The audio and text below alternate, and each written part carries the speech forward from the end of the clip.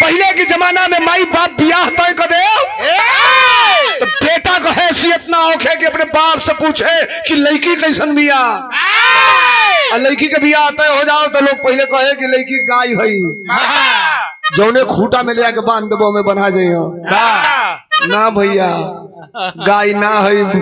ऋषिया सबे में सबके उखिया पतई होला, सबके घर में बेटी हो। ऋषिया सबे मत हम एगो बड़ा बढ़िया इंक्लूडेशन है विरहा में आपके दिखाई। अब बतियोले से बढ़िया विरहा की तरफ लेके चले जा। कलेजे पर हाथ रखिएगा। भारत के 2 रिटायर्ड जज और राजविजय जी, वर्तमान में 2 IPS अधिकारी, वो भी बिहार के। दोनों ने मुझे फोन किया कि यूट्यूब पर इस विरहा को मैंने सुना, इस विरहा को आप मंच पर गाते हैं कि नहीं गाते। हमने कहा नहीं गाता हूं। तो कहे कि इस विरहा को आपको मंच पर गाना चाहिए। कपोल काल्पनिक गाने से बढ़िया कि यथार्थ आप सुनाइए नौजवानों को। आइए, 4 लाइन भूमिका में कभी ने लिखा है। क्या मास्टर?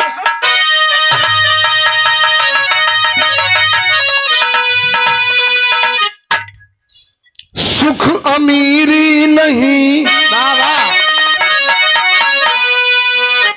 दुख गरीबी नहीं, अरे साज कर स्वप्न को जीता इंसान है। उसके दिल से पूछो जिसका अरमान जला, अरे जिसका अपना ही अपना ना संतान है। जिंदगी खिल के पतझड़ हुई इस कदर, मानो जीवन को जैसे नजर लग गई। क्या खता हो गई, अरे सोलंकी गया, अपनी औलाद ही सी कदर हो गई।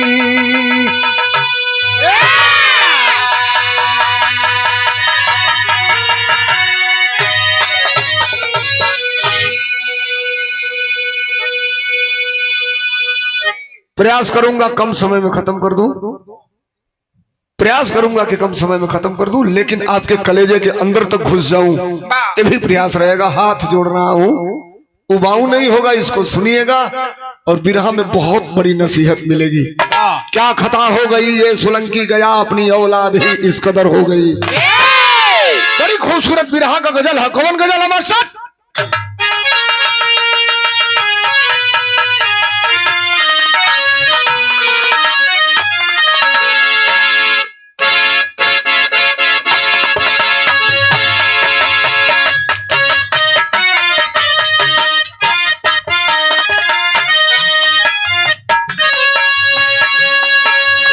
यूं कहिए,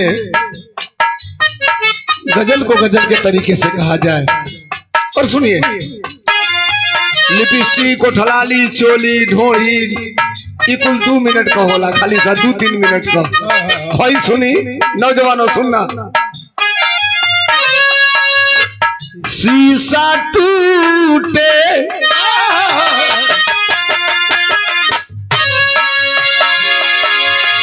शीशा टूटे गुल मच जाए,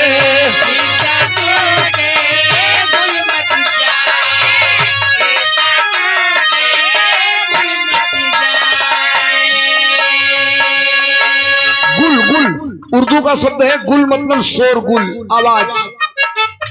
शीशा टूटे गुल मच जाए और दिल टूटे,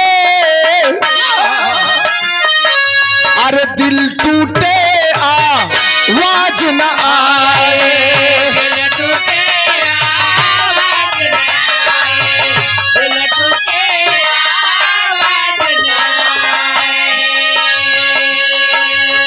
इस गजल के अंतिम लाइन को अगर कलेजे तक चला जाए तो कुछ मत करिएगा, रुपया वैसे मत दीजिएगा। अंतिम लाइन अगर कलेजे तक जाए तो तालियों से स्वागत करना। किस बात पर? अरे शीशा टूटे गुल मच जाए, दिल टूटे वाज न आए, और सांप डसे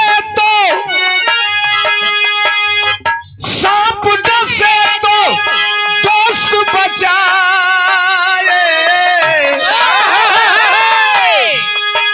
अरे सांप डसे तो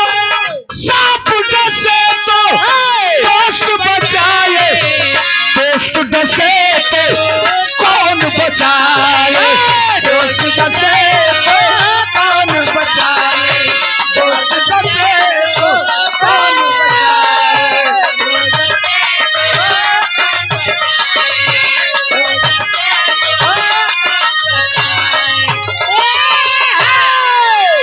और भाई बिरहा में हमारे गया कवि लिखलन, का लिखलन?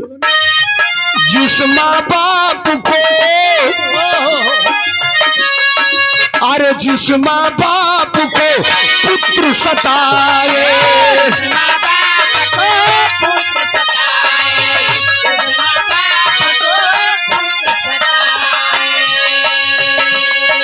अरे आह से उसके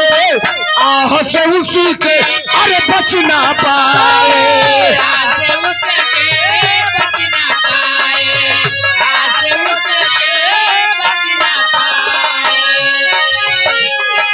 अरे बापू जो रूठे,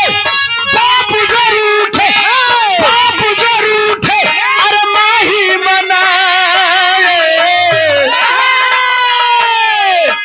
अरे बापू जो रूठे माही मनाए, माँ रूठे तो कौन मनाए।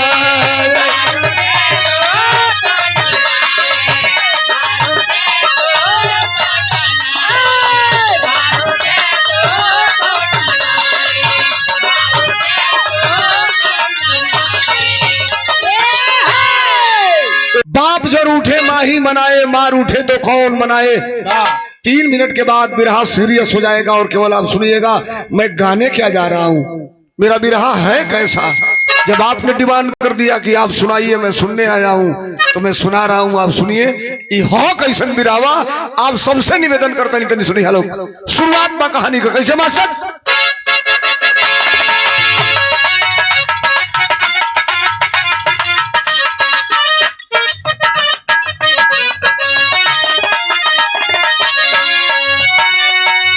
सपना देखना दुनिया की सच्ची भाषा है, बताती दुनिया ही दुनिया की ये परिभाषा है।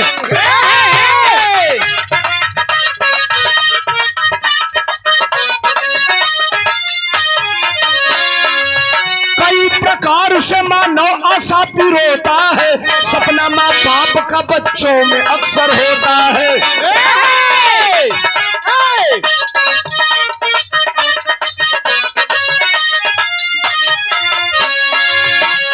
अब मैं यहीं से आपको सीधे लेकर के चलूंगा कितना दूर, लमसम 3.5 पौने 400 किलोमीटर। बस अब केवल आप मेरे बात को सुनते रहिएगा और समझिएगा। बिहार प्रांत के जमुई की ये कहानी है, वहीं पर रमाशंकर पर गिरी गिरानी है।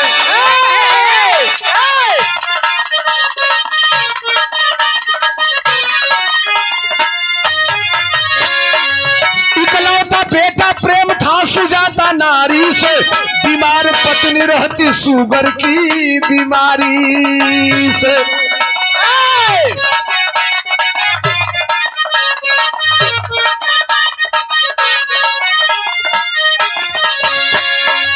पालन परिवार का करता रिक्शा चला करके, पढ़ाता बेटे को दिन रात वो कमा करके।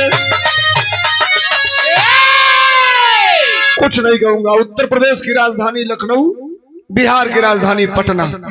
इसमें सावन का महीना मुझे लग रहा है 29 जुलाई से चढ़ जाएगा, तो यहाँ बैठने वालों में से मुझे लग रहा है 70% लोग चले जाएंगे बाबा धाम, जाते होंगे या गए होंगे। बाबा धाम जब आप एक जल चढ़ाते हैं बाबा धाम, दूसरा चढ़ाते हैं बासुकीनाथ, और वहां से जिनको जाना होता है वो चला जाता है विश्व शांति स्तूप राजगीर। तो जब राजगीर जाएंगे तो रास्ते में एक जगह पड़ती है जिसका नाम है जमुई। वही जमुई से 13 किलोमीटर की दूरी पर एक गांव, तनी सुनिए लोग नौजवानों, हॉट को पकड़ना है, आप सुनना भी रहा, आप वयस्क हो, नौजवान हो, इसलिए गा रहा हूं, जरा सुनना। और बुजुर्गों, आपने बेटा पैदा किया है इसलिए गा रहा हूं, सुनना। कोई जमुई से 13 किलोमीटर की दूरी पर एक गांव, तो गांव में एक परिवार के मालिक का नाम रमाशंकर, रमाशंकर की पत्नी का नाम सुजाता, और रमाशंकर और सुजाता के बीच में एक बेटा जिसका नाम दोनों ने बड़े प्यार से रखा प्रेम। अब थोड़ा सा रमाशंकर के बैकग्राउंड पर आइए। एक को कट्ठा, एक को इंची, एक को मंडा खेत नहीं खे, दिन भर रिक्शा चलाओ तो साझी का पावर आलू, आधा किलो आटा, 2 रुपया का नून, 5 रुपया का गरम मसाला, मतलब जरूरत का सामान खरीद के ले आओ। एक टाइम भोजन बने, सवेरे बुढ़िया खाली रोटी बनावे, चटनी कूच दे, तो गमछा में बांध के लेके चल जा, दिन भर रिक्शा चला के फिर लेके आओ। बेटा को पढ़ाना चालू किए, कहा गांव के प्राइमरी से, हितई से किताब मंगा के 5 ले। अब थोड़ा कॉन्सेप्ट क्लियर करिए। मेरा नाम धर्मेंद्र सोलंकी है, मैं इनकलाब पैदा करता हूं हर जगह। कहने का मतलब कि पहले 5 में अगर हम पढ़ ले तो वह किताबिया फुआ के यहाँ चल जाओ तो उसे फुओ का लड़का पढ़ ले। 8 में अगर फुआ का लड़का पढ़ा था वो पढ़ ले तो वो किताबिया आ जाओ तो हम वही से पढ़ ले। इतनी घड़ी हर 6 महीने में किताब बदल जाती है, बात बढ़ाई तो बिरहा बढ़ जाई। हम सीधे मैटर पर आवत बने। समय बीतल, प्रेम प्राइमरी पास किया, प्रेम जूनियर हाई स्कूल पास किया, और प्रेम मैट्रिक की परीक्षा पास कर लिया। मैट्रिक माने अपने के यहाँ जेके हाई स्कूल कहल जाला, बिहारवा में ओके मैट्रिक कहल जाला। रिक्शा चलाने वाले अपने बेटा को इंटरमीडिएट पास कराया, पढ़ाते पढ़ाते बैचलर ऑफ आर्ट की डिग्री दिलवाया। बैचलर ऑफ आर्ट मतलब बीए, बीएससी पास करवाया, बैचलर ऑफ साइंस। अब पूछलस, ए बच्चे, ए बेटा, ना बोलो, बीएससी पास करवाया और अपने बेटे से पूछा कि ये बाबू और पढ़बो, तो लड़का कहलस, ए बाबूजी हमके 2-4 महीना का टाइम दो, हमके सोचे के कि पढ़ब कि कोनो नौकरी धंधा करब। तो बुढ़ऊ कहला ठीक बा बेटा, सोच ले। 20 दिन 25 दिन बीतल, जाड़ा का दिन बा, बथुआ का साग और मोटकी रोटी जो चूल्हिया में पहले आएगा, मेरे रुआएगा मोटकी रोटियां सेक दस, तो उहे लेके बैठ के खात रहलन। तब तक वो प्रेम आता है और अपने बाप के थाली में बैठकर खाना चालू कर दिया और कहा कि पिताजी एगो बात कही। तो रिक्शा चलाने वाला रमाशंकर कहा, बोल बेटा। तो लड़का धीरे से कहलस कि ए बाबूजी हम IAS बनल चाहतनी। सैल्यूट करता हूँ रिक्शा चलाने वाले बाप को। कुछ नहीं बोला, खड़ा हुआ, पकड़ के पहिया अपने लड़का का उठा के अब भार रखवारी पकड़ लिया। बाप जानते हैं कौन होता है? बाप बिरहिया बताएगा। बाप जानते हैं कौन होता है?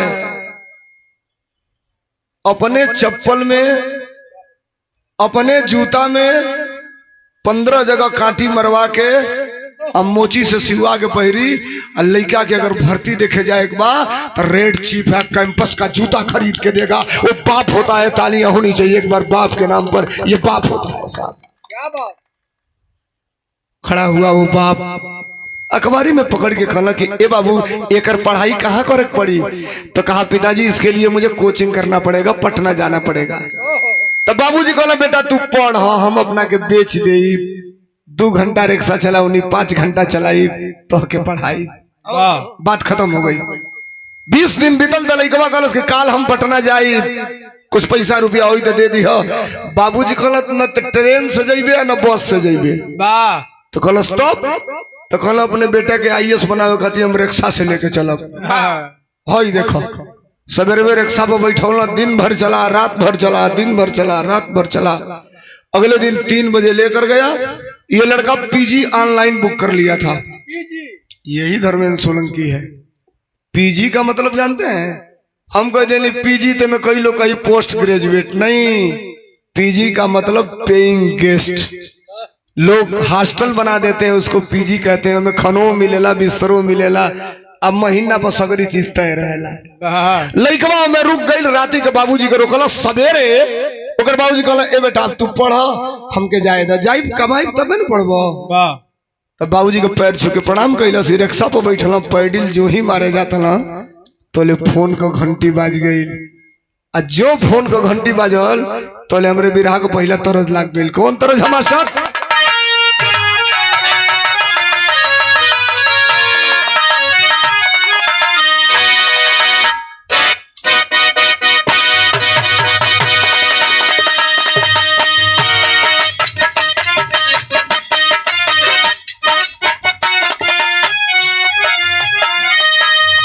कोनो जरूरी नहीं खे कि लिपस्टिक वाला गाना हिट होई, कोनो जरूरी नहीं खे कि ढोढ़िए वाला गाना हिट होई।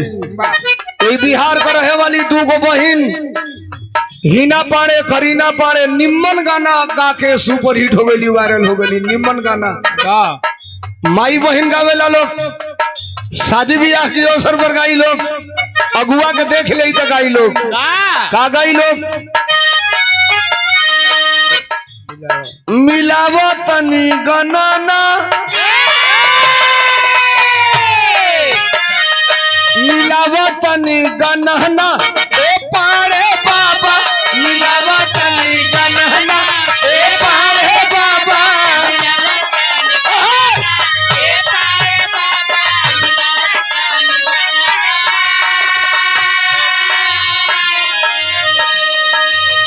हवेली समाई का की एक लाइन वही में काला ही हंसा। अरे अगुआ का दीदी, अरे अगुआ का दीदी हाई घर घुमनी, अगुआ का दीदी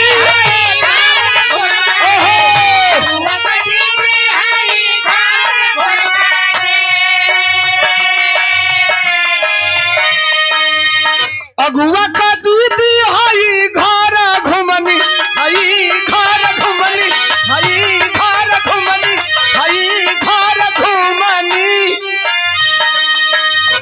अगुआ का दीदी हाई घर घुमनी, खोजली मोट बेलाना, खोजली मोट बेलाना ए पाड़े बाबा, मिलावा तनी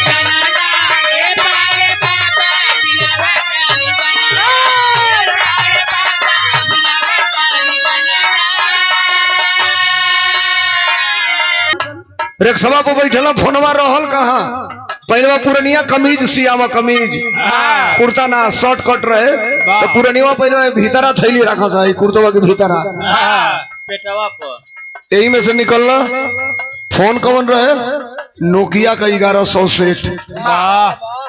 जे देखले वही बड़ा थेथर सेट रहे सारे। वो गिर जाओ तो खोल रहिया अलगे, बैटरी अलगे, सिम अलगे। अब बिटोर के लगा के दबाव तो खट दे चालू हो जाओ, फिर बात भइल चालू हो जाओ। इतनी करी तो जितना महंगा मोबाइल में गिर जाये तो उतने ढेर रुपया लगी हो के चालू करावत में खाली। फोनवा निकलना तो केकर फोन रहे? उनके मलिकाइन का फोनवा रिसीव करके कहला हेलो, तो बुढ़िया कहलस कि चल दिले बनी कि वही जब बानी, तो कहला कि निकले वाला बानी, तो कहलस कि तनी बाबू से बात करा दो। ए प्रेम सुन दे, तोर माई फोन कैले बिया। प्रेम को फोन दिया, प्रेमो फोन ले लस, कहलस गोड़ लागत नहीं माई, तो कहलस खुश रहो बेटा। हाँ बताओ। अब तने ही देखिया लोग देहात का रहे वाली, गोबर पाथे वाली मेहरारू कहलस कि ये बेटा तू आईएएस बने गई वाला, हम एक कोले पढ़ल निकले की अंगूठा टेक हई, एगो मंत्र बताओ तनी मंत्र याद कर लेबे तो सफल हो जेबे। कलश के बोल माई, तो कलश के अगर ते दिमाग में डाल के ई पढ़बे कि हम रिक्शा चलावे वाला का बेटा है तो जिंदगी में कबो आईएएस ना बन पेबे। अगर दिमाग में डाल के ई पढ़बे कि हमके आईएएस बने के बा, तो दुनिया का कोनो ताकत तो के आईएएस बनले से रोक ना पाई रे बेटा। ए बेटा तेरे बाबूजी के लेट होता, ठीक बा हम बता देनी तू सुन लेना। माई कहती है का कहलस, पढ़ा हो मोरे बाबुआ, अरे पढ़ा हो मोरे बाबुआ, तू हमें पढ़ाई, पढ़ा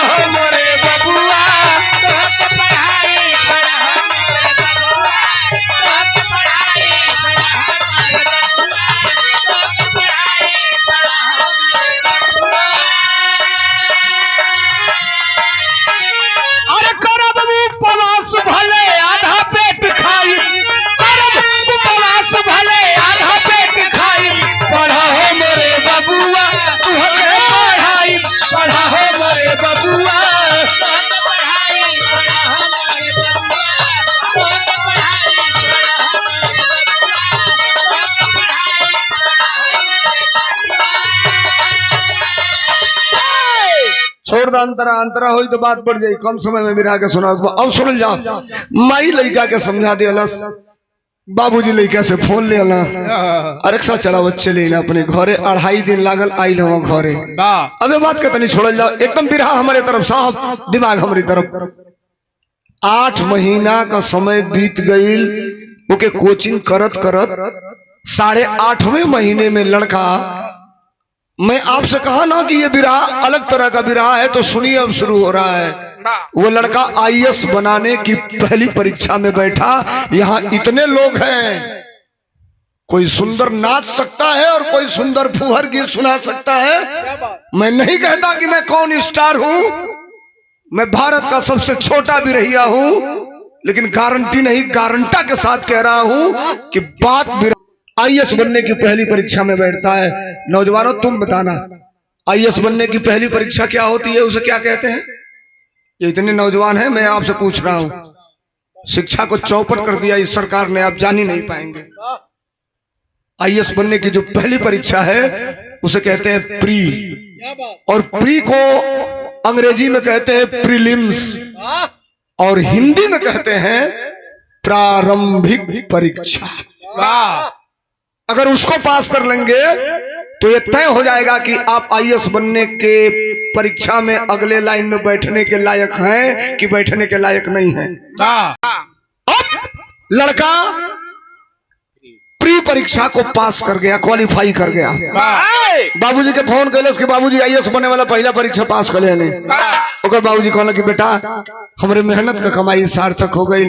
कहलस कि अबे ना बाबूजी, अबे तो कई गो परीक्षा बा, ये तो टेस्ट होला, टेस्ट कहल जाला, ओके पास कर लेनी। समय आगे बढ़ल, आज जब समय आगे बढ़ल तो अंजाम का निकलल, बिरहा का दूसरी तरफ लाग गई। कौन तरज हमारा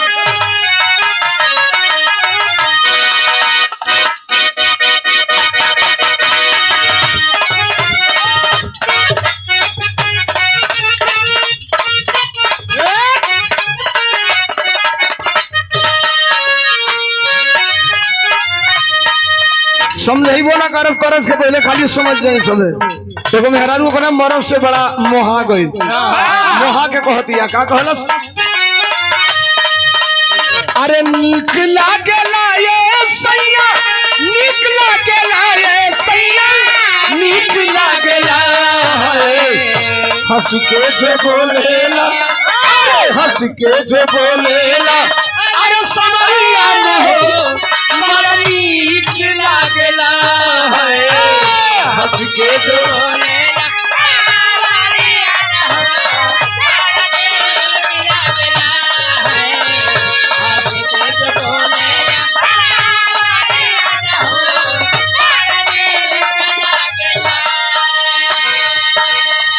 अरे पास कैले ना हो बेटा, पास कैले ना हो बेटा, पास कैले ना है, खुल निहल पहिली तू लरिया न हो, पूरी पास कैले ना है, खुल निहल पहिली तू लरिया न हो, तेरे पास कैले ना है, खुल निहल पहिली तू लरिया न हो, तेरे पास कैले ना।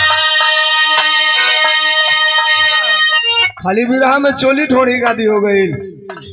भारत में 2 तरह की परीक्षा होती है, एक का नाम है यूपीएससी और एक का नाम है यूपीपीसीएस।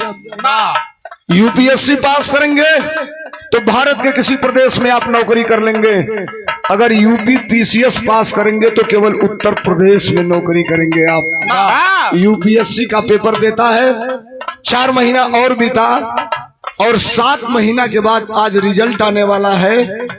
तो ओकरे कैंपसवा का 20 गो लड़का ओकरे संगवे यूपीएससी का पेपर दे ले रहा सा।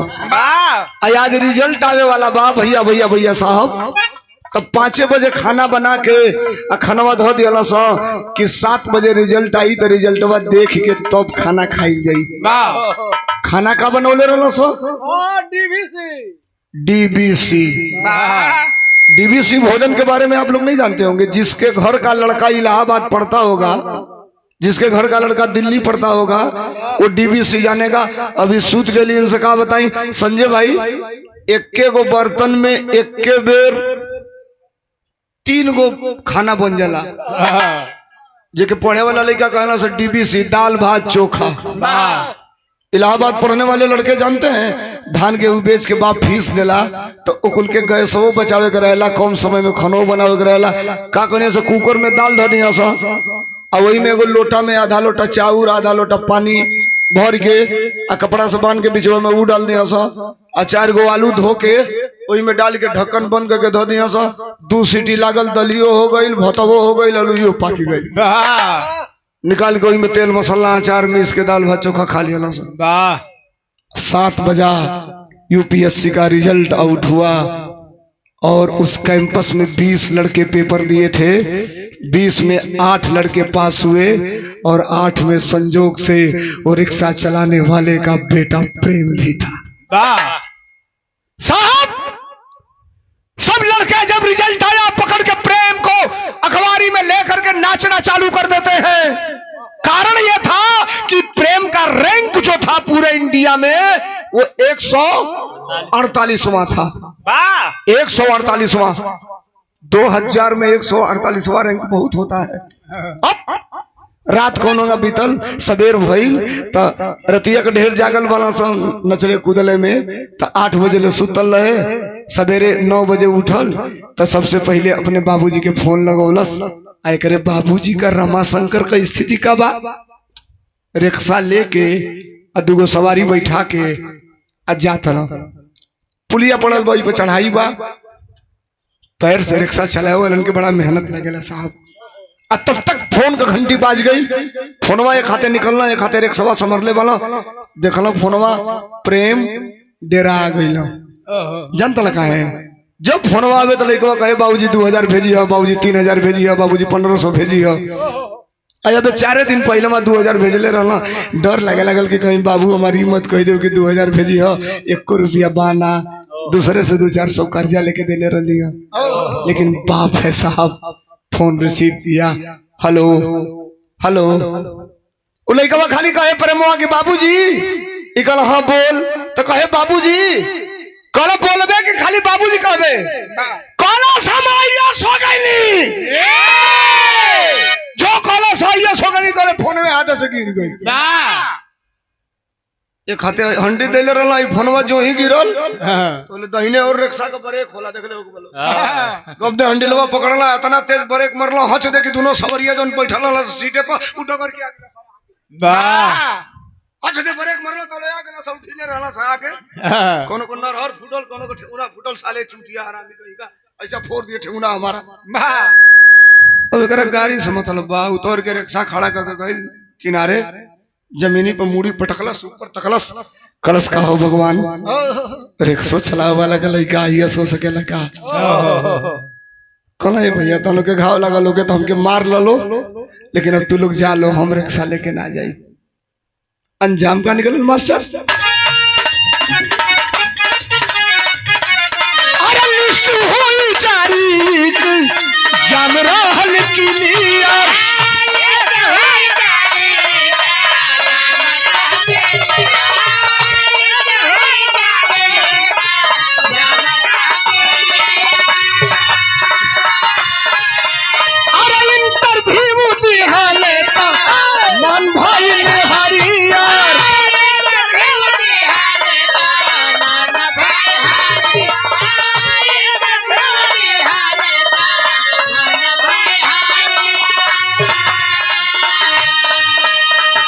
बन गई ना हो बेटा बन गई ना हो बेटा पानी गई ना है बन गई बेटा आधी करिया न हो तेरी पास कई ना है बन गई बेटा आधी करिया न हो तेरी पास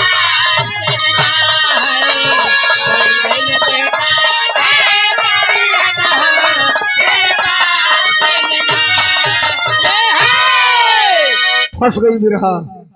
बेटा IAS बन गया और IAS बनने के बाद घर आ गया, रिजल्ट आउट हो गया, IAS बन गया। घरे आ गए जोने दुआरी पर कब साइकिल ना आवे दुआरी पर बड़े बड़े गाड़ी फॉर्च्यूनर सफारी, स्कॉर्पियो, बढ़िया बढ़िया लोग आवे लगल बियाह करे खातिर। बुढ़ऊ कहने कि भैया हम हाथ जोड़त ले, हम कौन आईएएस बेटा का लड़की खोज पाई, हमारी बस का नहीं खे। लड़के हमारे जहाँ तय कर दी, हमारा खाली समधी बन के पगड़ी बांध के जाएगा, बैठे के बाद बियाह कर ले लोग, बस ऐसे आगे का काम हम ना करब। समय बीतल साहब, और समय बीता तो हरियाणा में विधानसभा का चुनाव हुआ। और जब हरियाणा में विधानसभा का चुनाव हुआ तो रिजल्ट आया तो वहां भारतीय जनता पार्टी की सरकार बन गई। और जब वहां भाजपा की सरकार बन गई, उसके 4 महीने के बाद भारत में प्रदेश स्तरीय आईएएस अधिकारियों का तबादला हुआ। आपके वहां बलिया में कभी कोई आईएएस अधिकारी तमिलनाडु का आ जाता होगा, कभी कर्नाटक का आ जाता होगा, कभी दक्षिण भारत का आ जाता होगा।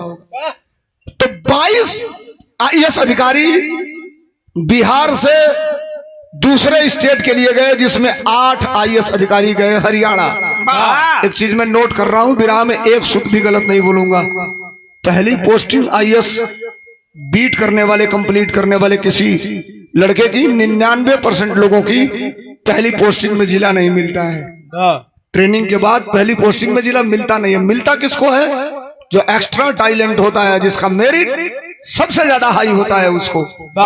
तो 8 आईएएस अधिकारी हरियाणा गए, जिसमें 2 को जिला मिला था, 2 में एक ये प्रेम रिक्शा चलाने वाले का बेटा था। इसको हरियाणा के जिंद जिले का जिला अधिकारी बना दिया गया। हरियाणा में एक जिला है जिंद, जिंद का जिला अधिकारी बना दिया गया। ये डीएम हो गया वहां का। हर महीने में 20,000, 25,000, 50,000 बाबूजी के भेजे। अभी रिक्शा चलावल बंद कर दिया ना, काहे का रिक्शा चलिए, लड़का डीएम हो गई तो रिक्शा कहाँ चलिए। तब 25-50 हजार भेजे तो 5-10 हजार में घर का खर्चा बीत जाओ। 10-20 हजार जो बचे हो के बचा के धैले रहना। पुरान आदमी फालतू खर्चे ना रहे कोनो, बीड़ी सुरती 2-400 में कामे चल जा। नौकरी करते करते उसको 3 साल बीता, और जो ही बीता तो तीसरे साल उस प्रेम के पास एक लड़की गई, जिसका नाम था प्रीति महतो। बिहार में एक बिरादरी है महतो। राजविजय जी वो बैकवर्ड क्लास की जाति है। हमको लग रहा है अपने वहां जिसको कुर्मी कहा जाता है, बिहार में महतो कहा जाता है। ये प्रीति महतो है कौन? वो भी आईएएस कंप्लीट की थी। उसकी ज्वाइनिंग इसलिए नहीं हुई थी कि उसका रैंक बहुत ज्यादा था, मेरिट उसका बहुत लो था, इसलिए उसको भी ज्वाइनिंग नहीं मिली थी। और 1 महीना प्रेम के साथ रही, 2 महीना रही, 3 महीना रही, 4 महीना रही, 7 महीना रही। जिस जिले में ये कलेक्टर था, उसी कलेक्टरी में प्रेम ने बिना माँ बाप को बताए उस प्रीति नाम के लड़की से कोर्ट मैरिज शादी कर लिया। बात को समझिए आप। वो प्रीति और प्रेम एक दूसरे के हो गए, पति और पत्नी हो गए। एहू जाले का निमत बा, आईएएस से बियाह कर लिहलस, कोनो दिक्कत नहीं खे। 4-5 महीना बीतत बीतत जो रुपैवा घरवा भेजे माई बाबूजी के, रुपैवा भेजल बंद कर दिहलस। इतनों में गनीमत बा, जब लड़का अपने बाप से दिन भर में 3 बेर 4 बेर बतियावे, उ फोनवो कइल बंद कर दिहलस। अब इनके लगे जन पैसा बचल रहे, धीरे धीरे धीरे धीरे वो खर्चा हो गई। बिराह का तनी सा आगे बढ़ल बात तो कवि जी लिखलन, बिराह में तरज लग गई। कौन तरज बा मास्टर?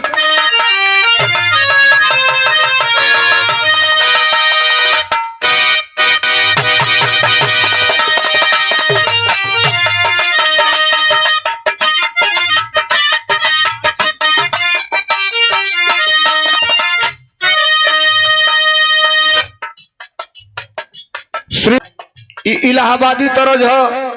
एक बात हम बताइए भैया, राजविजय भाई, हेजा तो हमने के बिरहा गा होता नहीं जाना। इलाहाबाद में जब जाता नहीं, जब बिरहा गावे अति हो गई भाई। यूट्यूबर भाई बालो हाथ जोड़त नहीं, लेकिन निमन से पेश करिए लोग। इलाहाबाद का गवैया खाली 3 बात को हत में रतिये बिता देता ना। सही फलाना का लटका, फलाना का झटका, फलाना का दुफटका। इतने में पूरा रात बीत जाता। कोई देखो वीर रस का गाओ तो पोके लगा होता नहीं, खत्म हो गए। 2-3 गो लड़की आयल वाली सब लमहर चभोर के लिपस्टिक लगा लेते सब, 2 बेर हंसत ली सब, नौका लइको रील बना लेते सकतन सब। वही के बिरहवा निक बा। अरे गजब के माल ओए निक बा। हंसत ही ना तो लगा था कि करे जो काढ़ दे। हो गेल बिरहा, ओतने पे खत्म।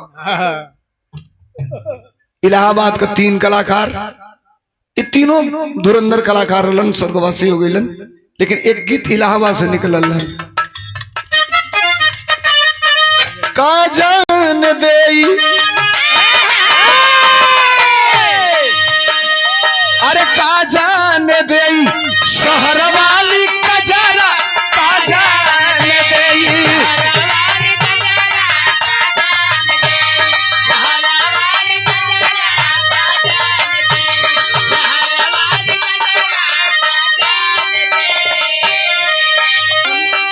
आन के बलमुआ के से जई सुताई,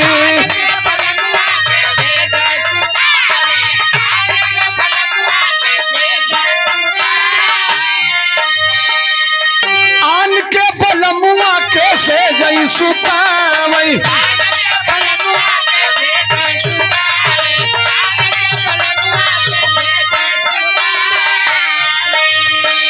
अरे अपना बलम के पिछाई मेली बनारा, बाजन गई शहर वाली कजरा, का जान देई,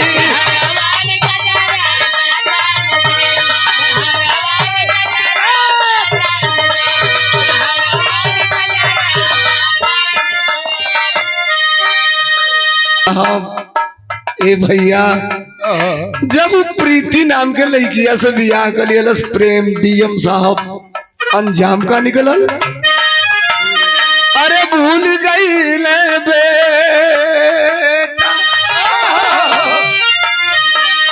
अरे भूल गई ले बेटा माई बाबू का दुखावा,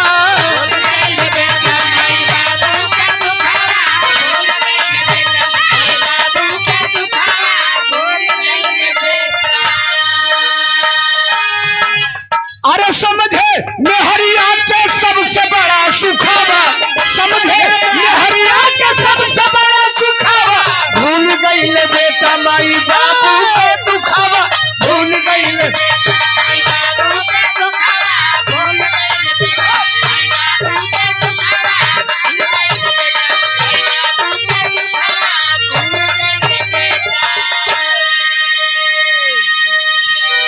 घर पे बिरहा मेरा 75-80% खत्म, 20% केवल बचा है। बिरहा की मेन हीर बची है बंधुओं, मित्रों, साथियों सुनना। वो प्रेम अपने माँ बाप से बात करना भी बंद कर दिया। हर का कंडीशन ही बा कि भाई बाबू के लगे जमा रुपया पैसा रहा वो खत्म हो गए।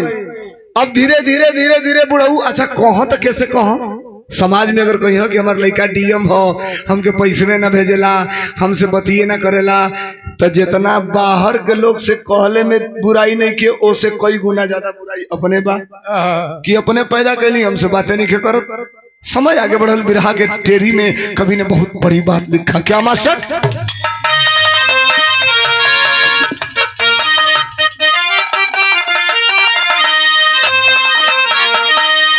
जमाना जमाना कितना नीचे गिर गया, अरे माई बाप से प्यारी हो गई जमाना, माई बाप से प्यारी हो गई जनाना, जमाना कितना नीचे गिर गया। आइए वक्त बदला साहब, अब नौ चाहते हुए भी एक टाइम उपास होता हो घर में, पानी पी पी करके जिंदगी को बिता रहे हैं। एक दिन के बाद रात का 8 बजे तबीयत खराब हो गई। वो बुढ़िया का 1 रुपया फूटी कौड़ी इनके लगे बाना। तबीयत का खराब हुई, शुगर पहले से था, शुगर हो गया 300 के ऊपर, बीपी हाई हो गई और बुखार 103 पार करने वाला था। हल हल हल हल देह का पतिया जरतिया बड़ी तेज। अब बुढ़ऊ का रोह निखे जात। मोहब्बत, ये मोहब्बत है साहब। सुनिए सुनना है धर्मेंद्र सोलंकी को, तो पति और पत्नी के बीच सुहाग रात के दिन जितनी मोहब्बत नहीं होती है, उससे 1000 गुना ज्यादा मोहब्बत अगर 75 वर्ष की उम्र में पति और पत्नी जिंदा है तो उनके बीच में होती है। मोहब्बत का मतलब केवल वासना नहीं होता है। आपके दुख में आपके कंधे पर कोई हाथ रख दे, ये दुनिया की सबसे बड़ी मोहब्बत है और दुनिया की सबसे बड़ा प्यार है। बुढ़िया का पतिया बुढ़ऊ निकलना और एक सवा जो रिक्शा पहले वो चला वो भूसौला घर में धइल बा ओकर ट्यूब टायर में से हवा खत्म हो गइल बा। निकाल के एगो चट्टी के बोरा बिछौला और वही पे बुढ़िया के लाद के और रिक्शा घिसिरावत लेके आ गए हॉस्पिटल। 9 साढ़े 9 बज गए। बड़ा हॉस्पिटल है।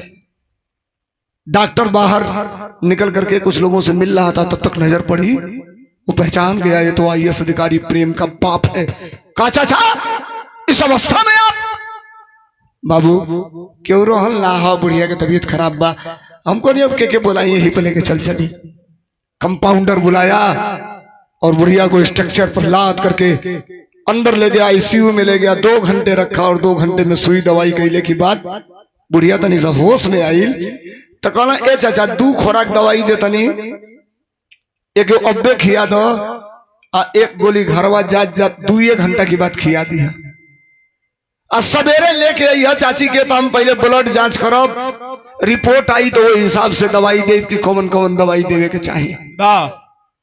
अब देखो लाजन डॉक्टर वो पैसा ना मंगलस कि IAS अधिकारी के बाप हो इनके यहाँ से कहाँ पैसा जाई, इनके लगे रहबो ना कल 1 रुपया देबो ना कहीं लेके चली ना घरे। 1 घंटा बीतल तो दवाई खियो ना, सूत गई ना, बजल 3:30। अब बुढ़िया का फिर बुखार चढ़ गई, देह कांपे लागल। अब डरन नहीं खोले जात के लेके जाए तो पुरन का पैसा दे ले नहीं खी दवाइया करा के ले आई तो ए बेरा से कहा से पैसा दे। थोड़ा सा अगर आप साइकोलॉजी पढ़े होंगे नौजवानों तो साइकोलॉजिकल भाव समझना। कुछ नहीं जब मिला तो बुढ़ऊ अपन गमछिया उतार के हैंड पंप चला के अपन गमछिया भे के ओके गार के तनी सब बुढ़िया के दहिया पोछे लगना कि पट्टी करब तो बुढ़िया के बोखरवा तनी हल्लुक हो जाए।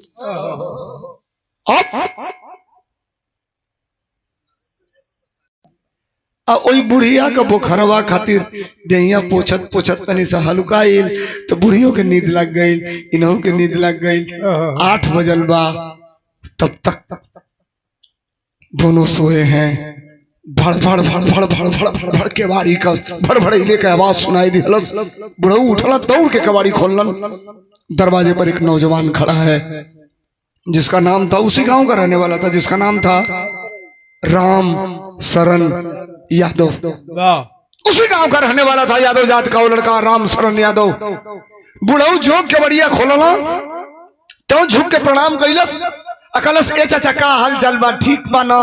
प्रेम ठीक बा ना? IAS तार बेटा DM साहब हमारे संगवे ने इंटर ले पढ़ ले हो, फोनो नहीं लला आज तनी बात करे तो 2 मिनट हम ढेर दिन पाइल बनी कमा के। झलका पड़ल होके आके 1 पसर नून ले जाके वही पर रगड़ल चालू कर दे। 2-3 बार पूछलस का हाल चाल बा, ठीक बा ना? प्रेम ठीक बा ना?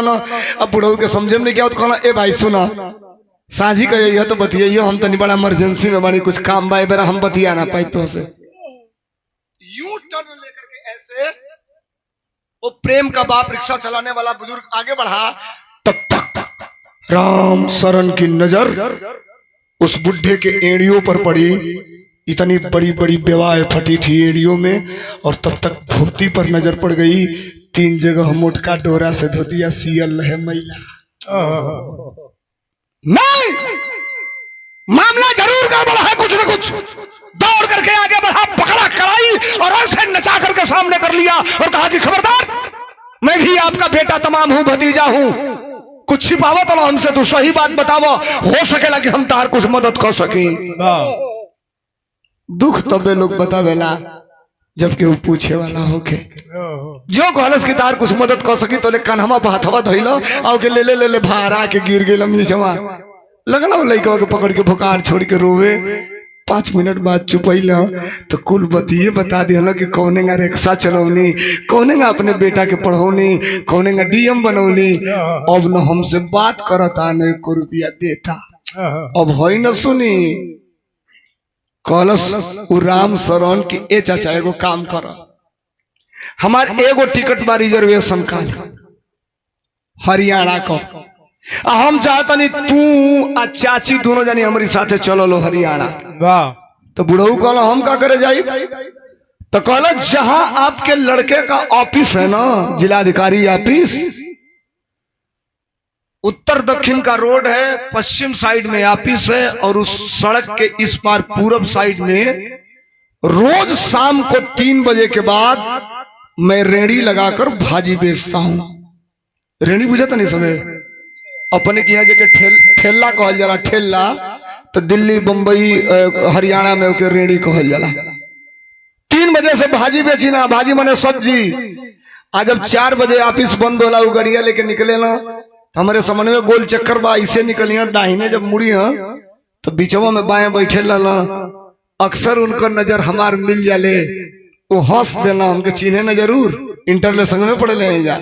और जब वो हंसे ना तो उनके सम्मान में ऐसे हम सैल्यूट कर देना।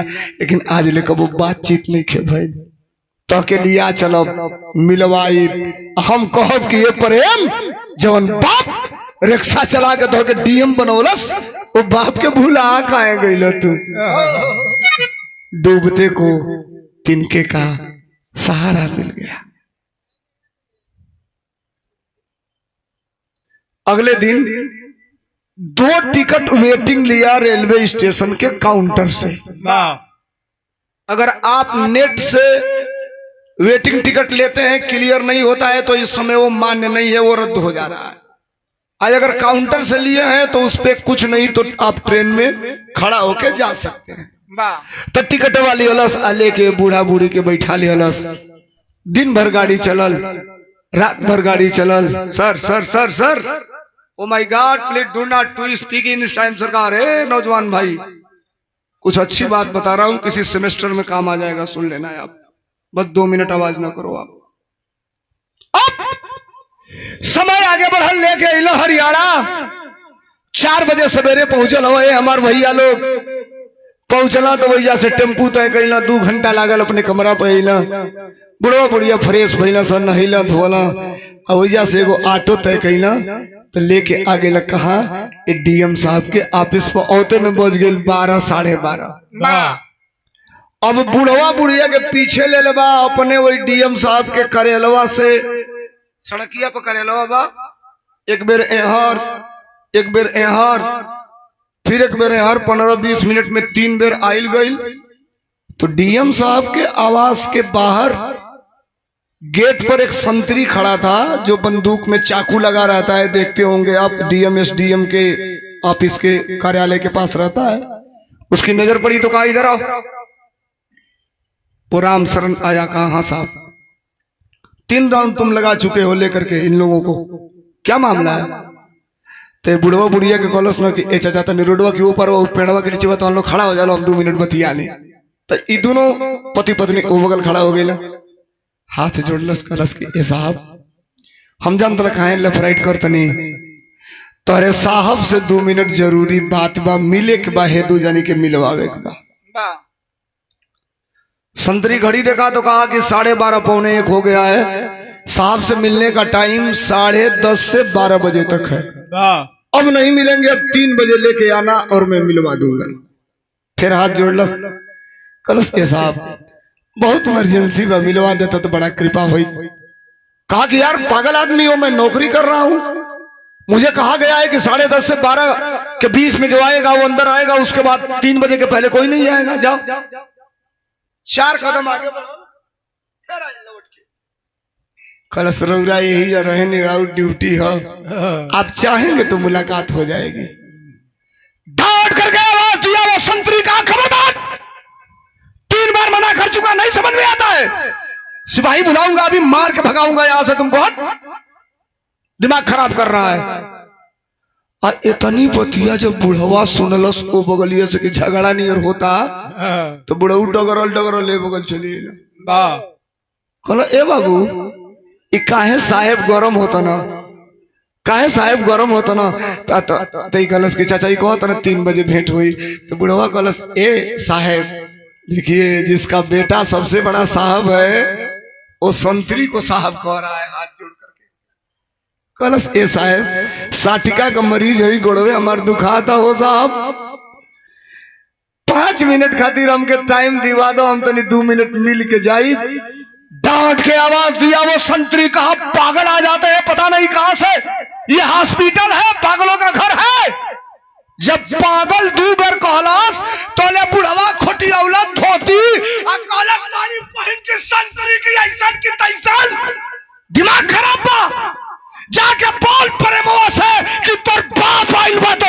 खातिर जाके बोल। अब तो ही गड़बड़ आ गई संतरी कहता रे सारे ही कहां से आ गया सही कह तोर बाप आइल मिले। अब राम शरण कहा कि बात बिगड़ जाएगी। कलश के साहब सुनो असल में नौजवान तार साहेब बानो उनका ये बाप हवा खड़ा वाली पेड़वा के नीचे माई हुई। अब संतरी आउरी गड़बड़ा गेल कहता ही दोनों तो पागल रहबे कइला सते सारे स्क्रू ढीला गइले। अरे जब ये माई बाप होले तो हमके पेड़ लेके कौन जरूरत बा कोई तो फोने से बतिया ला साहब 2 मिनट में बुला लिया। दरवाजे पर खड़ा वो संतरी था। वो संतरी कहा कि सुनो अगर असल में यही माँ बाप हैं लोग, अब जब तुम लोग बाप माँ कह रहे हो कि है तो मैं एक काम कर रहा हूँ साहब कागजा पर नाव लिख के ले जाता नहीं भेजवा देता नहीं। साहब बोले यहाँ तो हम लोग के भीतर करब नहीं तो 3 बजे के पहले हम ना मिलवा पाइप तो हम लोग कुछ हो खलो। कागज निकाला नाम लिखा ऊपर रमाशंकर सुजाता लेकर के अंदर गया और संतरी की हैसियत कहा है कि डीएम को पर्ची दे दे। डीएम के बगल में एक स्टोनो बाबू था उसको ले जा करके दिया और कहा कि साहब को दे देना। स्टोनो बाबू पर्ची उठाया और डीएम साहब कुछ लिख रहे थे उनके टेबल पे रख दिया। और जब डीएम ने चश्मा उठा करके कलेक्टर ने नाम पढ़ा रमाशंकर सुजाता उठ गया अपने कुर्सी से और डांट के आवाज दिया कहा खबरदार ये पर्ची कौन लाया। तो स्टोनो बाबू कहा साहब संतरी लाया। कहा बुलाओ संतरी को। अब सिपाही भेजा कहा कि जल्दी बुलाओ संतरी को। 2 सिपाही कहने से कहा चल चल साहब बुला रहे। अब एक हालत खराब ऐसे का पता होता कि लगा था कोई नौकरी हमारे देखा तो नहीं था आज फंसा देना से सारे हम कही आइल है आकर के उस कलेक्टर के सामने ऐसे दोनों पैर पटका और पटक करके कहा यस सर। डीएम ने कहा कि जिनका नाम तुमने लिख के दिया ये कहाँ है। तो साहब सड़क के उस पार। कहा डरो मत मेरी गाड़ी निकलवाओ और मेरे ड्राइवर को बुलाओ दोनों लोगों को उसी में बिठाओ और कह देना कि साहब आपसे यहाँ नहीं मिलेंगे कोठी पर मिलेंगे और उस गाड़ी को कह दो ड्राइवर कोठी पर लेकर के जाए। ऑफिस अलग होता है कोठी अलग होती है। संतरी आया गाड़ी निकलवाया ये दोनों जानी से कल कि साहब आप लोग से मिली हाँ लेकिन घर है। ड्राइवर ला करके गाड़ी रोक दिया। माँ बैठी और पिता बैठे। अतुले बाबूजी बहिया पकड़ के राम शरण का कहला कि तू बैठा। तो संतरिया का अन्ना 2 आदमी के बाद तीसरा कोई नहीं जाएगा। तो ले दोनों बुढ़वा बुढ़िया उतर गए इना जो है तो हमने जेबे ना कहले। राम शरण कहना चाचा तीर निशाने पर लगा है हमें छोड़ दो मैं आवाज देख रहा हूं मैं आ जाऊंगा आप लोग जाओ। बैठ के गाड़ी में आए रिसेप्शन की जहां जगह है वहां बिठाया गया है और 20 मिनट के बाद होय होय होय होय सायरन बजाते हुए गाड़ी अंदर आती है और 5 मिनट के बाद वो कलेक्टर एक खूबसूरत महिला का हाथ पकड़ के गम गम गम गम सेंट इटालियन सेंट था साहब। इतनी दूर से खुशबू महक रही थी लेकर एक औरत को आ रहा है। माई खड़ा बिया ताकत भी है कि हमारे बाबू के हर बा कैसन बा। बाबूजी दौड़ के हाथ बढ़ौलन के अपने बेटवा के पकड़ ली। तब तक उस बेटे ने कहा कि आप लोगों ने गलत कर दिया। माई कहा सरे परे मामा हम गलत कर दिया रे परे मामा को हतिया परे मामा कलेक्टर बेटा है। माई तू डीएम ना तू एसपी हो जी तब माई तो के रे कोई गांव देहात कोई मातारी हुई तो तू हमने के घरे अबो जानी जाता कहले जा माई रे तनी बोल दिए 1 कप चाय बनैया सा माई रे तनी बोल दिए 2 आदमी आइल बा खाना बनैया सा माई के तू रे कह देला। एक बार मेहरारू के रे कह के देखा ना पटक के चढ़ जाई मारी 2 के उना ढट दे 2 को बतवे टूट जाई। तू को बेर कहेला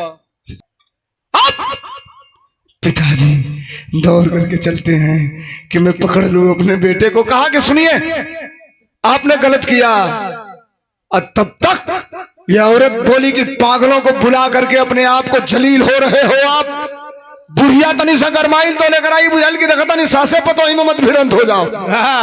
अपनी मौगी का कलश के अंदर चल, मैं 20 मिनट के बाद तुमको बताऊंगा। उसको अंदर किया और कहा कि देखिए पिताजी, मैं 4 दिन बाद आपको बुलाने वाला था, अच्छा रहने की व्यवस्था किया हूँ, अच्छा खाना मिलेगा, अच्छा दवाई मिलेगी, अच्छा कपड़ा मिलेगा। बाबूजी कहला कि तू हमके जहां मर्जी वही रखो, लेकिन रोज हमसे भेंटात रहो बेटा ना, तो कमो खाई तो हमके संतोष रही। बस बाहर आया और एक गाड़ी लगी थी, कहा चलिए। उस गाड़ी में बिठाया, बीच में ये बैठा, एक तरफ बाप एक तरफ माँ। गाड़ी जो ही चली तब तक माई कहलस, ए बेटा तो से एगो बात पूछल चाहत नहीं। लइकवा कहलस का? बिरहा में पोपट लाग गई। कैसे मास्टर?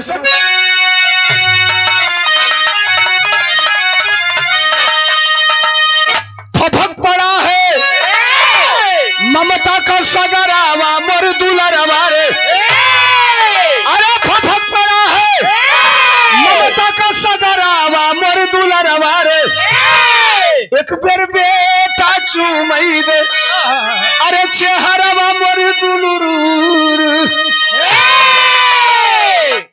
ए बाबू, हम तो सौरी कुछ नहीं की कहो तो तुम मिल गई, सब ठीक बा। जानता ना हमारे दिमागो में एगो बात टन टन करता। डीएम साहब कहला का? तो कहला सुन, एगो सवाल बा। कौन सवाल? फटही साड़ी में माई, फटही धोती में बाप हो, माई कहलस की बोला बच्चा बाबू के रहे, जवन आइल तुहरे साथ हो। ए बाबू, जन्मोगी तेरे संगवा आइली हो, हमके पागल कहलस हो। वो के रहला? कोनो तो से बड़हन साहेब रहली का? कराए वो मेरी धर्म पत्नी है। धैलस बुढ़िया का पार, कहती करे प्रेमवा बियाहो कली हले का रे? अच्छा बियाह कली हले ठीक, माइयो बदल दिहला अपन। कलस का मतलब? तो कलस ए बेटा बियाह होला पतोही आवेले तो सास मांग बहोर के पतोही के घर के अंदर ले जाले। हमार रस्म के अदा कइल तोले बुढ़ऊ डटला छुपाइबू कि तोले आंग मांग बहोर के में लगौले बल। उ जमाना खत्म हो गई। ए बाबू निक कइला, बियाह कर लिया, कोनो बात ना, हमार बोझा हलू कर दिला। पतोही बड़ी करारी ले आइले बे, टकाटक हलू का है तो बिया, लेकिन एकदम चेहरा का मुहड़ा का एकदम खतरनाक बिया। तब तक गाड़ी आगे चलते चलते ड्राइवर ब्रेक लिया, गाड़ी रुक गई। और जो ही गाड़ी रुकी साहब, एक 3 मंजिला मकान थी। माँ बाप को उतारा, अंदर घुसा, काउंटर पे एक रजिस्टर था, दस्तखत किया, अंदर लेके गया। एक बड़े कमरे में 2 बेड था, उसमें बिठाया। आधा घंटा बैठा, 5000 रुपया निकाल के बाबूजी के दिहलस। रोजो आई बेजा भेंट होई, बढ़िया खाना, सवेरे नाश्ता, दोपहर को भोजन, शाम को भोजन, नाश्ता, कपड़ा बढ़िया, दर दवाई बढ़िया, घबराई हम मत। बाबूजी कहला ठीक बा बेटा, आइबो ना? तो हाँ आई, कल ही आई। बाहर निकला। वो बिल्डिंग कैसी थी साहब? वो बिल्डिंगिया की अगवा इतना चाकर बोर्ड लागल है, वो बोर्डवा पर लिखल है वृद्धा आश्रम। निकल गया। रोज आता था, 4 दिन के बाद ही बुढ़वा बुढ़िया जानियो गई ना सकी, केहू का घर ना हो, ये वृद्धा आश्रम हो, लेकिन हमके कोनो मतलब नहीं के। बेटा रोज मिलता, खाए के मिलता, कपड़ा मिलता, ठीक बा। 1-2 महीना आया और 2 महीने के बाद आना जाना बंद कर दिया। अब इहो जान गया सकी उ कबो आई वही ना, हमसे बतियेबो ना करी, हमन के कोनो दिक्कतों नहीं के, खाए के मिलते बा, कपड़ा मिलते बा, भैया से कहाँ जाइए। आ जाइए, बात बिरहा समेट दिया। केवल अब बिरहा का अंतिम टर्निंग पॉइंट बचा है। समय आगे बढ़ल। 1 दिन के बाद बुढ़ऊ खाना खा के, 1-2 साल बीत गइल बा, बैठल रहला। एगो बूढ़ पेपर पढ़त रहे, पेपर अखबार।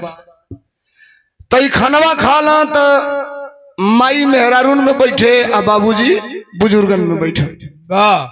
वो पेपरवा पढ़त रहना। उस दिन पेपर का मेन हेडिंग रहे, पढ़त लन हरियाणा प्रदेश के जिंद जिले के आईएएस अधिकारी प्रेम शंकर की दोनों किडनी खराब, एयर एम्बुलेंस से सुपर स्पेशलिटी हॉस्पिटल हरियाणा में एडमिट कराया गया। आईएएस अधिकारी वेंटिलेटर पर। तेज पढ़त रहला तो नहीं बुढ़ाऊ प्रेम दोनों किडनी खराब कहला ए भैया तनी अकबर एक बार और पढ़बो केकर किडनी खराब बा दोनों प्रेम पढ़ला हो तो बुढ़वा कहता छोड़ा मर दे उसे तो उसे काले दे को बा एगो आईएएस अधिकारी बा ओकर दोनों किडनी खराब बा उमर जई सारे रहल वही घुसखोर यही से ओकर किडनी खराब होइल है रउरा सवेरी सियाई सब मत हाथ जोड़ तनी केहू होई तो बुरो मत मानी रउरी गांव में केहू दरोगा होई ना या सिपाही थाना को ओकर बात हमने की करत 40% ईमानदार लोग हैं 40% में 60% की बात कर रहा हूं 60% जो ढेर घुसखोर हुई ढेर घुसखोर ईमानदार आदमी के तो झलक लग गया ढेर का घुसखोर उनके घरे जाके देख लिया लो अगर दू गो लड़का हुई हो ना तो एगो सारे पियक्कड़ हो एगो पोलियो मार दे लटकर हो हाँ हो ईमानदारों की बात नहीं कर रहा हूं अब मामला बिगड़ गया साहब कहा कि प्रेम शंकर नाम का आईएएस अधिकारी है उसकी किडनी खराब है उस टाल बुढ़ावा दौड़ल गई बुढ़िया का बाही पकड़लस तू बैठल बालू पर के दोनों किडनी खराब हो गई माई का बाही पकड़ के भागल आई काउंटर पर अब मैनेजर से कलश की ए साहब तहरे अकबरवा में जो ने इस साहब को अधिकारी का तबीयत खराब बा कोने हॉस्पिटल में भर्ती बना वो या कैसे जाए तो कहा दूर है आप नहीं जा पाएंगे अतः हम के जाए भाई साहब ओला बुक किया वो काउंटर पर रहने वाला मैनेजर ओला समझ रहे हैं ना मोबाइल से बुक हो जा रही है गाड़ी और उसी में बैठ करके वो चला रहा बुढ़वा बुढ़िया इमरजेंसी के दबाव में पुलिस लागल बा अंदर जा ही नहीं खेदे आई दोनों चिल्ला तो ना सके हमारे बेटा भर्ती बा हमके मिलने को तो खाली 2 मिनट सिपाहियों ने कहा कि कतई नहीं आप जा सकते अंदर तब तक डॉक्टर गले में आला लटकाए व्हाइट कपड़ा पहने बाहर निकलता है और ये दोनों जान गए कि अगर ए नहीं मिलवा पाएगा तो फिर हम मिल नहीं पाएंगे और दोनों बुढ़वा बुढ़िया गुड़वे पकड़ लेना सही साहब हमारे बेटा हुआ जगह रउरा इलाज का करतनी में प्रेम हमारे लड़का का नाम हो डीएम हम खाली हमके दर्शन करा दी दिखा दी हो साहब लेकर के गया ये डॉक्टर अभी तक सरकारी महकमा के बाद कोई परिवार से मिलने नहीं आया था माँ बाप को ले गया 2 मिनट दिखाया शीशा के उस पार से और कहा कि अब आप चलिए इन्फेक्शन का खतरा है अगर आप रहेंगे तो बाहर लाया बुढ़ाऊ कहला कि हमारे लड़का ठीक कैसे हुई तो कहा अगर बाप है आप तो आपसे सही बात बताना मेरी नैतिक जिम्मेदारी है मैं सही ये बता रहा हूं कि एक किडनी खराब रहती तो मैं ठीक कर देता दोनों किडनी खराब है बिना किडनी प्रत्यारोपण के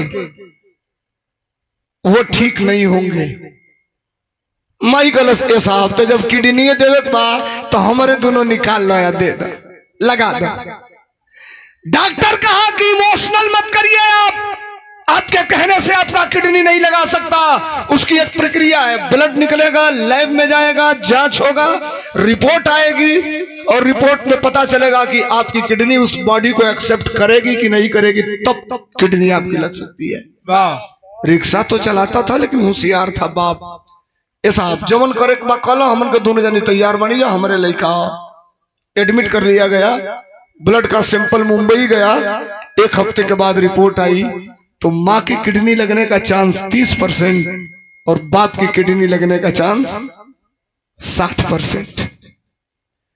कहा कि दस्तखत करना पड़ेगा आपको अगर अंगूठा लगाता है तो अंगूठा लगाइए बांड भरिए तब आपकी एक किडनी निकाल करके प्रत्यारोपण की जाएगी दस्तखत हो गई।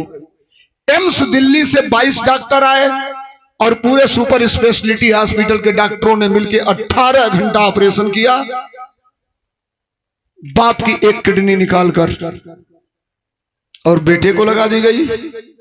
जितना चीरा बाप पर है उतना ही चीरा उस अधिकारी पर है और 27 दिन के बाद 28वें दिन आज टाका काट कर डिस्चार्ज होगा। अब सुनी विराह खत्म हो गई बात डिस्चार्ज होगा। डॉक्टर जब बड़ा ऑपरेशन करते हैं, सफल हो जाते हैं, तो सेलिब्रेट करते हैं, सेलिब्रेट। पूरे डॉक्टरों ने मिलके उस अधिकारी के पास, डीएम साहब के पास गए और कहना, सर डॉक्टर साहब, सॉरी कलेक्टर साहब, आपको नई जिंदगी मुबारक हो, लेकिन जानना चाहते हैं कि आपको नई जिंदगी किसने दिया? तो कलेक्टर ने कहा, किसने दिया? तो किडनी देने वाले को व्हील चेयर पर बिठा करके ला करके सामने खड़ा कर दिए और कहे, पहचानिए, जन्म दे करके इन्होंने एक जन्म आपको दिया था और आज किडनी दे करके एक जन्म इन्होंने आपको दिया है। हर हर हर हर।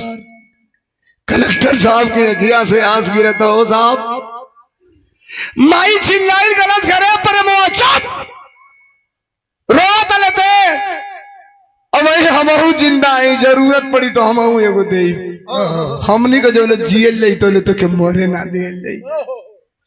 डिस्चार्ज हो गए, घर आ गए, रात भर बीतल।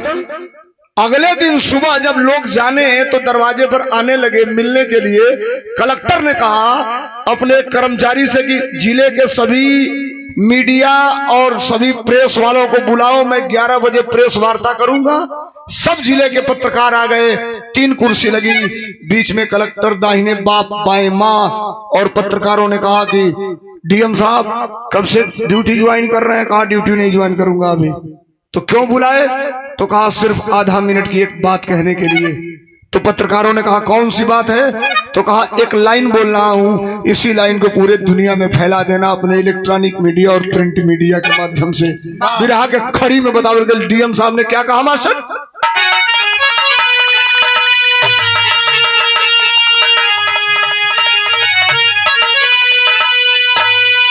कलश की दुनिया के लोगों, ये प्रेम शंकर डीएम आपसे कह रहा है, कलेक्टर कह रहा है, ये जजिंद जिला का निवर्तमान, अभी मैं चार्ज पे नहीं हूं, और इस मीडिया के लोगों के माध्यम से आपसे एक निवेदन कर रहा हूं। क्या कहा? बहुत बड़ी बात कहा। क्या मास्टर?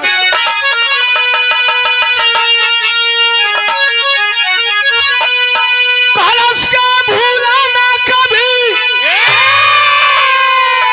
ए भैया भूला ना कभी, ए बाबू भूला ना कभी, अपन बाप माँ तरिया भूला ना कभी।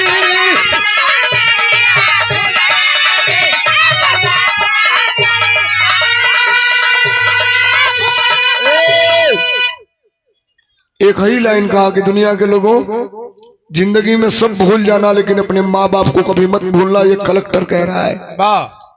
पत्रकारों ने कहा और कुछ? कहा ना, हमारी बात खत्म हो गई। पत्रकार रिसिया के जाता ना सके, सारे 1.5 मिनट के बात कहे खातिर बोला के 3 घंटा से खड़ा करौले रहा। जो जाना चालू करते हैं तब तक ये बाप उठ गया अपने कुर्सी से और प्रेम पकड़ लिया। बा कहा खबरदार बाबूजी कुछ बोलिएगा मत। तब ये बाप कहा कि बेटा तुमने कहा है दुनिया के लोगों से कि जिंदगी में माँ बाप को मत भूलना। आज इस वक्त तुमको एक बात बतानी बहुत जरूरी है और दुनिया के लोगों को बताना जरूरी है, नहीं बताऊंगा तो अनर्थ हो जाएगा। और मीडिया के लोगों को मिला कि मसाला मिल गया, मैकवा मुंह पे लगा देना सब। बोला चाचा, बोला बोला बोला, कहना पीछे हटिए, मजा मत लीजिए आप, मैं इससे कह रहा हूं, इस प्रेम से कलेक्टर साहब से कह रहा हूं। और उस बुढ़े ने कहा कि बेटा तुमने कहा अपन बाप महतरिया भूला न कभी, एक बात सुनो, राज की बात तुमको बता रहा हूं। क्या बताया? माई तुहार, माई तुहार अभी तलक ना बतिया एक बतवली, उसका खून बेच गया अपन, अरे खून बेच गया अपन, बेटा तुहारो फीस चुकवली, झर झर बरसला नजरिया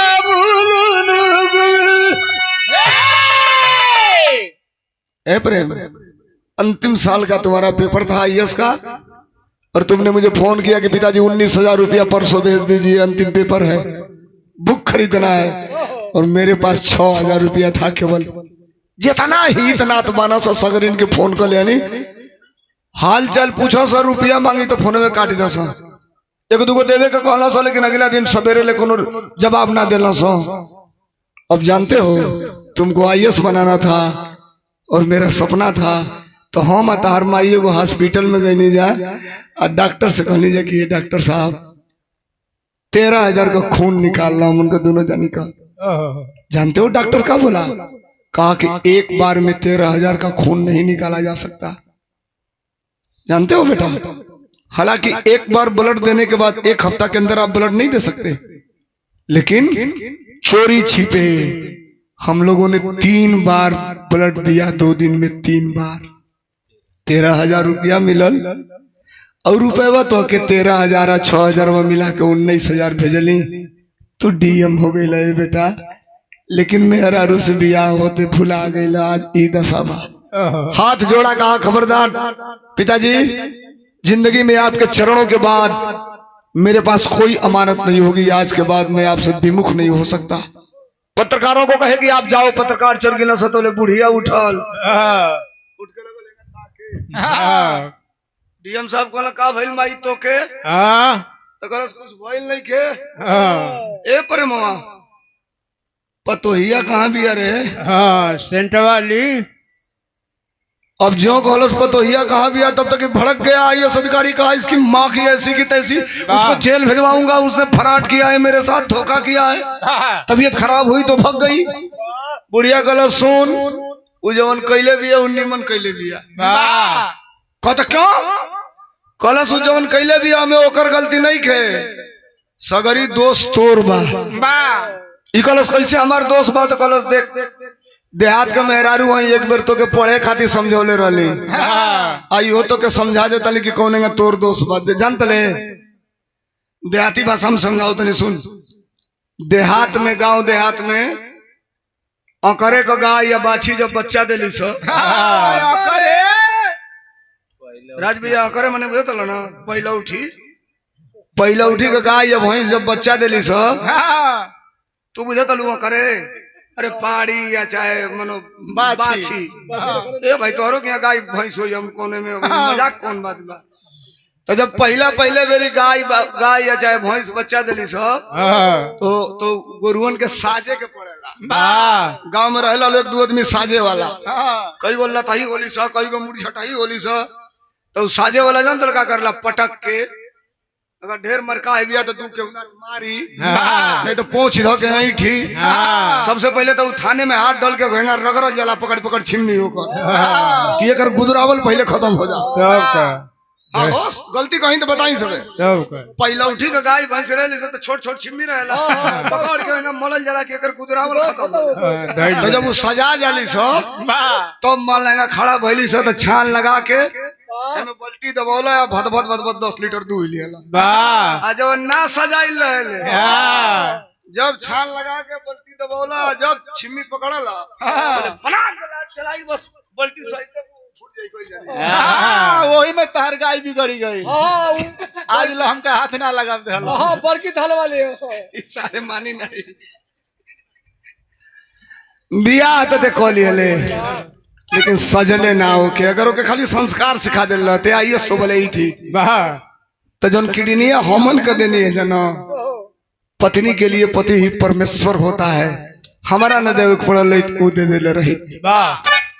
अच्छा सुन, छोड़ने की बात मत करना। जिंदगी में एक बार औरत सुहागन होती है और पति एक बार दाम्पत्य सूत्र बंधन में बंधता है। सरकारी गनर लेती है, गाड़ी में बैठती है, उसके पते पर जाती है, डांटती है उसको आवाज दे करके कि तुमने गलत किया, और वो कहती है अपने पश्चाताप, अपने पापों का पश्चाताप करती है और कहती है हमने गलत किया, आज के बाद मैं जिंदगी में कभी आपको उलाहना नहीं सुनने दूंगी। ले करके आती है। आज तारीख 2 जून सन 2026।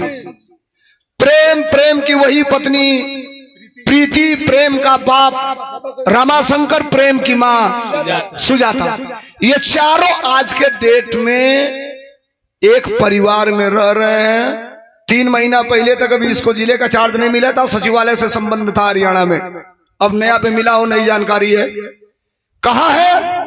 हरियाणा में ही एक जिला है जिसका नाम है रेवाड़ी। उसी रेवाड़ी में मकान बना करके अपना आवास बनाकर आज चारों बाप बेटा पतो हिमाई अपन जीवन यापन करतन। हमरे कहले के मतलब साहब बेटा पैदा कैले हुई लोग लड़का के भगवान से बढ़ के माना, लेकिन लड़का अगर 100 रुपया मांगे ना 100 रुपया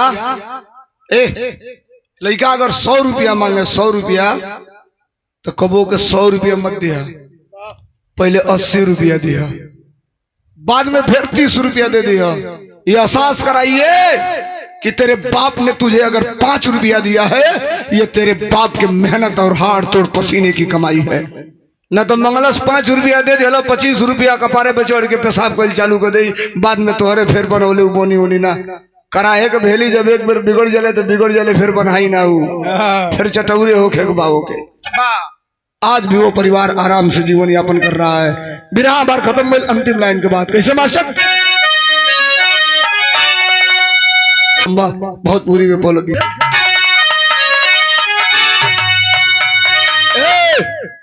गुरु बिहारी गुरु